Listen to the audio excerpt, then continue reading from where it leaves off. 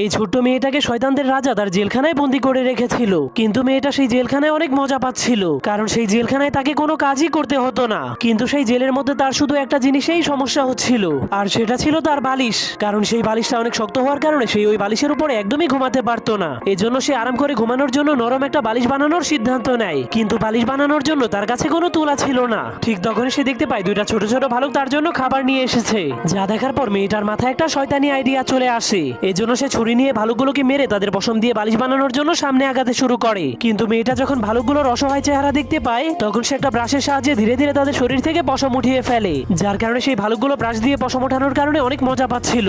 এজন্য ভালুকগুলো মেয়েটাকে আবারও ওইভাবেই পশম ওঠাতে বলে। তখন মেয়েটা ভালুকগুলোকে বলে, যদি তোমরা আমাকে জেলের চাবি এনে দাও তাহলে আমি তোমাদেরকে আবারও আদর করব। এরপর মেয়েটা চাবি পাওয়ার পর জেল থেকে বের হয়ে বালিশ বানানোর জন্য কাপড় খুঁজতে শুরু করে দেয়। তখন সে কাপড় পাওয়ার পর সেই কাপড়গুলোকে সেলানোর জন্য হিজকের পিঠ থেকে একটা কাঁটা চুরি করে নেয়। এরপর সে আবারও